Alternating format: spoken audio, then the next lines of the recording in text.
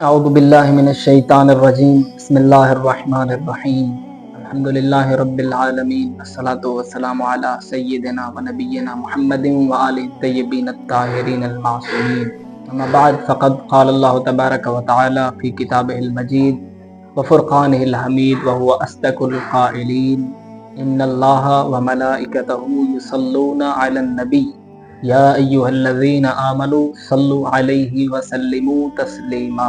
عزیزان محترم، آپ کے سامنے سورہ احزاب کی آیت نمبر 56 کی تلاوت کا شرف حاصل کیا، جس میں خداوند متعال فرماتا ہے کہ ان اللہ و ملائکتہ یصلون علی النبی، میں اور میرے ملائکہ سید الانبیاء حضرت محمد مصطفیٰ پر صلوات بھیجتے ہیں۔ تو یا ایہا الذین آمنوا، اے ایمان والو، صلو علیہ وسلموا تسلیما، تم بھی صلوات بھیجو اور اس طرح بھیجو جس طرح صلوات بھیجنے کا حق ہے۔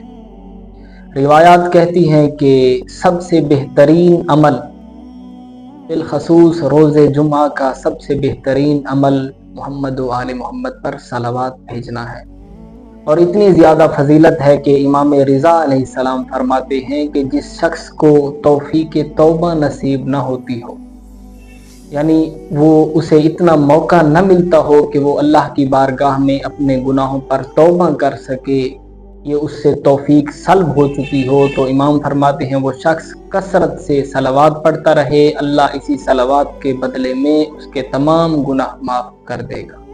اسی طرح سید الانبیاء فرماتے ہیں کہ جو شخص دن اور رات میں فقط ایک دفعہ مجھ پر اور میری آل پر صلوات بھیجے گا، اس کی شفاعت میرے ذمے واجب ہو جائے گی، اگرچہ اس کے ذمے گناہ کبیرہ ہی کیوں نہ ہو۔ اسی سے ریلیٹڈ ایک واقعہ ہے کہ ایک شخص ہے سفیان ثوری، وہ کہتا ہے کہ میں ہر سال حج پر جایا کرتا تھا، تو ایک دفعہ ہوا یوں کہ میں میدان عرفات میں اعمال حج بجا لا رہا تھا، تو میں نے ایک شخص کو دیکھا جو کہ مسلسل اپنی زبان پر ایک ورد جاری کیے ہوئے تھا، یعنی اس کی زبان پر کچھ حرف تھے، کچھ الفاظ تھے جو مسلسل بار بار وہ دہرا رہا تھا۔ میں نے اسے 2-3 موقعوں پر اسی جگہ پر دیکھا، وہ بار بار وہی ورد بار بار کر رہا تھا، تو میں نے چاہا کہ جاؤں اس سے پوچھوں کہ یہ کیا پڑھ رہا ہے، تو میں نے کوشش کی لیکن رش اتنا تھا کہ میں اس تک نہ پہنچ سکا، تو وہ میری آنکھوں سے اوجھل ہو گیا۔ میں بڑا پریشان ہوا، لیکن پھر بھی میرے دل میں اس کو ملنے کی حسرت رہ گئی۔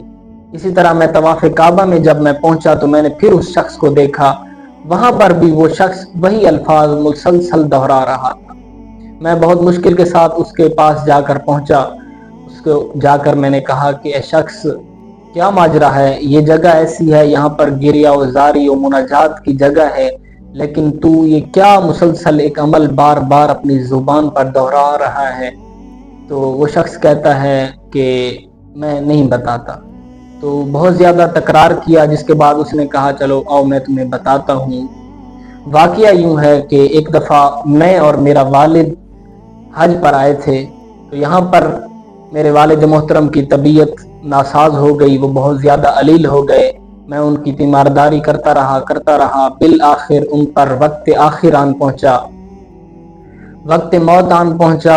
تو جو ہی ان کی وفات کا وقت قریب آیا، میں نے دیکھا کہ اس کا یعنی میرے والد محترم کا چہرہ سیاہ ہونے لگا، اور اتنا ہوا کہ بالکل ان کا پورا چہرہ سیاہ ہو گیا۔ میں بہت ہی پریشان ہوا کہ آخر یہ کیا ماجرا ہے۔ بہت زیادہ میرے دل میں طرح طرح کے خیالات آنے لگے کہ پتہ نہیں کیا میرے والد محترم گناہگار تھے جس کی وجہ سے ان پر یہ عذاب آ رہا ہے، یا کیا ایسا ماجرا ہے۔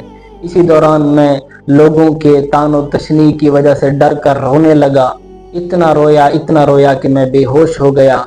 اچانک عالم خواب میں میں نے دیکھا کہ میرے والد محترم وفات پا چکے ہیں، ان کا چہرہ اسی طرح سیاہ ہے کہ ایک نورانی ہستی آتی ہے، وہ آ کر میرے والد محترم کے چہرے پر ہاتھ پھیرتی ہے۔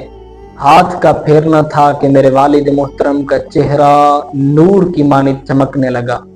میں بڑا حیران ہوا کہ آخر یہ کیا ماجرا ہے۔ اس کے بعد وہ شخصیت جو نورانی شخصیت آئی تھی وہ فوراً واپس جانے لگی، تو میں بھاگ کر ان کے قدموں میں گرا۔ میں نے کہا اے بندہ خدا، کیا ماجرا ہے؟ آخر تو ہے کون اور تو ادھر کیسے آیا؟ تو انہوں نے میری طرف دیکھا اور فرمایا میں سید الانبیاء محمد مصطفیٰ ہوں، چونکہ تیرا والد چونکہ گنہگار تھا لیکن مجھ پر اور میری آل پر کثرت سے صلوات پڑھتا تھا اور بوقت موت اس نے مجھ سے توسل کیا تھا، اس لیے میرے اوپر لازم ہو گیا تھا کہ جا کر اس کو اس مصیبت سے نکالوں، اس وجہ سے میں آیا ہوں۔ اور چونکہ اس نے مجھ سے توسل کیا تھا تو اس لیے میرے اوپر ضروری ہو گیا تھا اور میں آیا اور آ کر تیرے والد کو دنیا کی تذلیل سے بھی اور آخرت کے عذاب سے بھی بچایا۔